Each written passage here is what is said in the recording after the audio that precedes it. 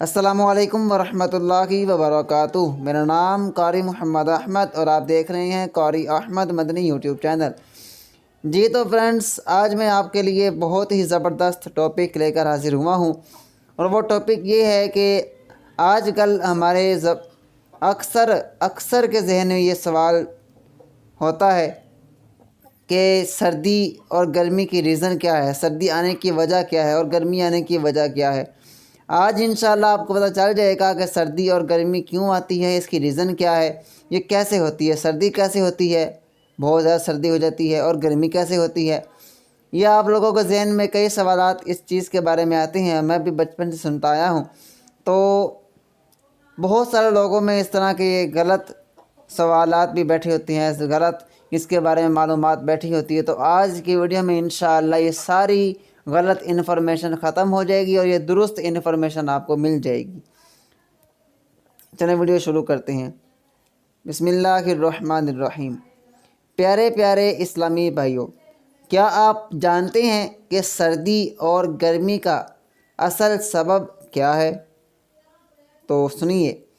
چنانچہ بخاری شریف حدیث نمبر 537 اور 538 یعنی 537 اور 538 میں ہے، دوزخ نے اپنے رب کے پاس شکایت کی کہ میرے بعض اجزاء یعنی پارٹس نے بعض کو کھا لیا ہے، تو اسے 2 مرتبہ سانس کی اجازت دی گئی۔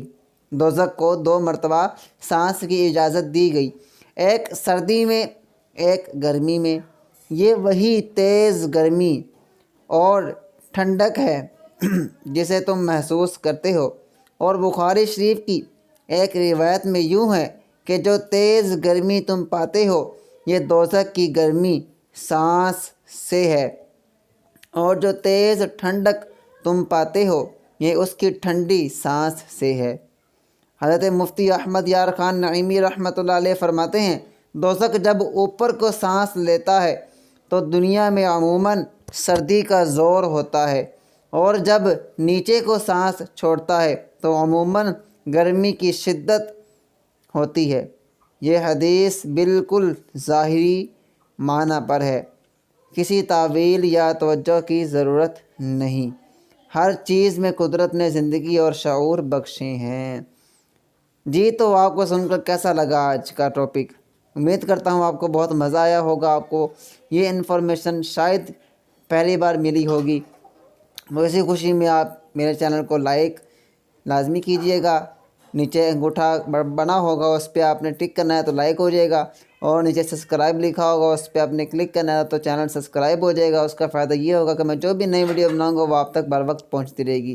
اسی کے ساتھ اپنے قاری احمد مدنی کو دعاؤں میں یاد رکھیے گا۔ اللہ حافظ۔